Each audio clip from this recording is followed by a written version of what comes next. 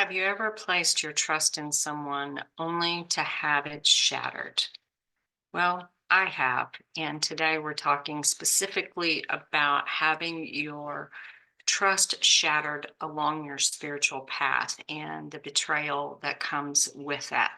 So, I am Tammy Coin, your holistic alchemist, helping you change pain into possibilities and possibilities into purpose. I would ask you to subscribe to the channel. I record content and upload usually a couple of times a week. I did just finish a 30-day challenge to myself where I uploaded 30 videos in 30 days. I talk about spirituality and holistic healing and the whole path. So, who am I? Again, I am Tammy Coin. I am someone with a lifetime of trauma, abuse, and loss who has overcome those things and made it to the other side of complex post traumatic stress disorder, went through a spiritual awakening, and now I serve as a coach and teacher for other people. I have a master's in counseling. I'm a mind body wellness practitioner, a hypnotherapist, a yoga teacher, a transformational coach, and so much more. So let's talk about this topic today. So, I personally was sexually abused by someone in the Baptist church. I have worked with clients who came out of the Mormon church or other types of establishments. Now, this video is not talking about religion. What it is talking about is placing your trust in someone in a position to help you that ended up harming you. So, what we want to talk about here is thinking about there's a quote that I know of that I love to use very much, and I believe it is from Desmond Tutu, I think. The quote is, at some point, we've got to stop pulling people out of the river and figuring out why they fell in the river in the first place. So, how does that apply to this? Well, what I would like to do is take a look at how these betrayals start. Sometimes we have not been given the internal power to realize that we do not need an intermediary between us and the divine. So I figured this out when I was a young child, that someone had been placed in authority, someone that I looked up to, and had betrayed my trust. So I thought, okay, so I have been listening to humans who are getting in the way of what it is I am here to do. So I will go to the source for my connection. And what I learned, and this was as a very small child, was that the power of discernment. And the power of a discernment helps me to look at someone, regardless of their claims, whether it be spiritual or educational or some other leadership position, and take a look at who this person is and recognize no matter how much they may have evolved in their life, in their wisdom or spirituality or whatever it may be, they are still having a human experience. And with human experience means they are going to fall sometimes. So it is really important not to place all of your faith into another human. Now, what you can do is you can learn to discern. And how that looks is you start to listen to what someone's saying and recognize that you still have the ability to question. You still have the ability to say, this might not be right for me. And it may come because maybe you feel like you get a little bit of a headache. Maybe you feel like your neck gets super tight. Maybe you feel like your stomach starts to hurt. So your physical body will often give you clues if you're headed in the right direction or not. Now, this brings me to talk a little bit about fear. So I hadn't planned to go this direction, but I think it's important. So, fear in the spiritual community is often seen as an acronym for false evidence appearing real. Now, I would offer that there are multiple kinds of fear. You have one kind of fear where you're getting out of your comfort zone. Let's say I used to be terrified of speaking in front of people, like it would literally cause me to throw up. Really. And that was a fear, but it was false evidence appearing real. I had some sort of subconscious thinking going on about doing this particular thing, and it would cause a physical reaction. Really, it was just getting out of my comfort zone, stepping into something that was actually going to help me grow.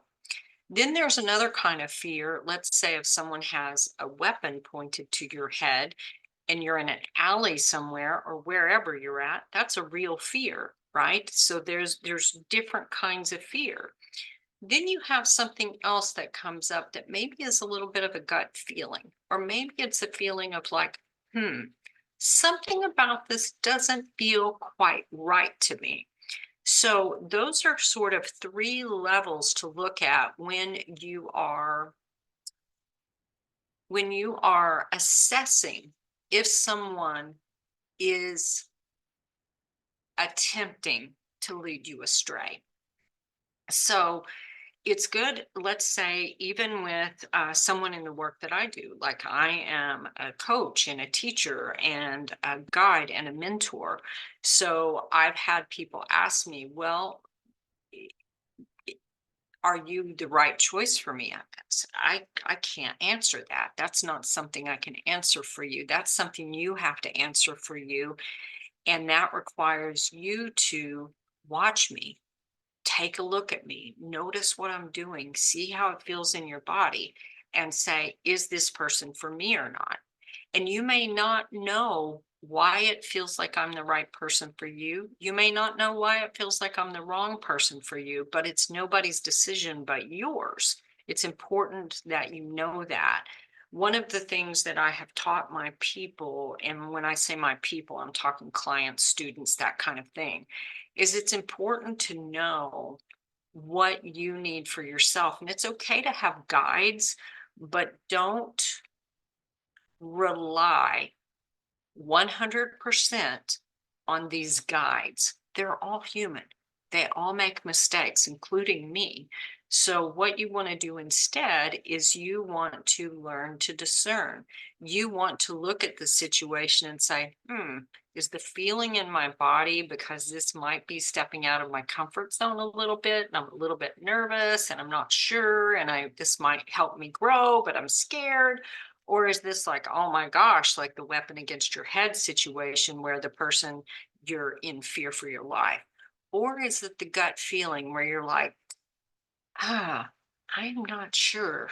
So I'm going to pause. That's what I would invite you to do. Just pause. Just pause, listen, watch, and say, now I can make my decision. And don't allow someone to pressure you into anything.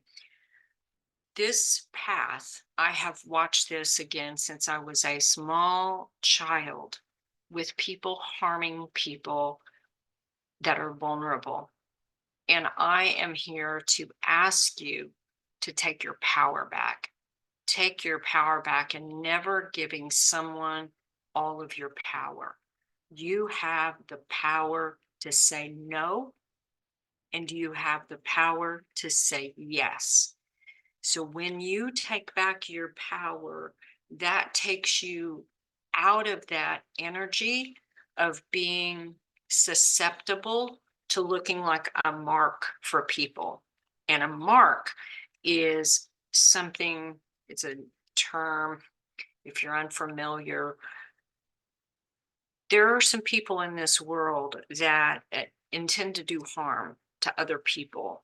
Sometimes it's unintentional, sometimes it's very intentional. And so they will look for people who look weak or vulnerable. And that could be children, could be elderly, could be women, could be someone grieving, could be someone who is admit. Wow, that was interesting. I heard a voice come through. So it could be someone who is somehow not at their best. And this person thinks that they can overpower them either physically, emotionally, or spiritually.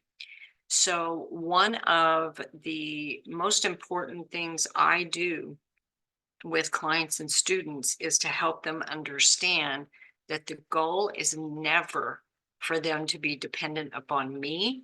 The goal is for them to be dependent upon themselves and spirit, God, source, creator, whatever term works for you, but you get to decide.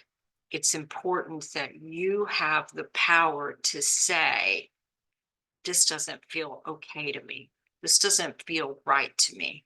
And let me tell you, once you have had your trust shattered, it can also put you in a space of not allowing yourself to move forward with things because you have that fear holding you back.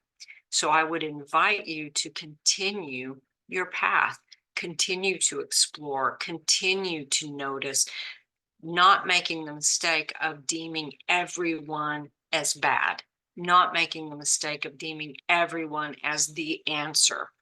Really, it's around getting clear on the signals of your body, getting clear on what is right for you, what is not right for you, and making the decision based on that. So there was this kind of went all over the place. I hope you found it valuable.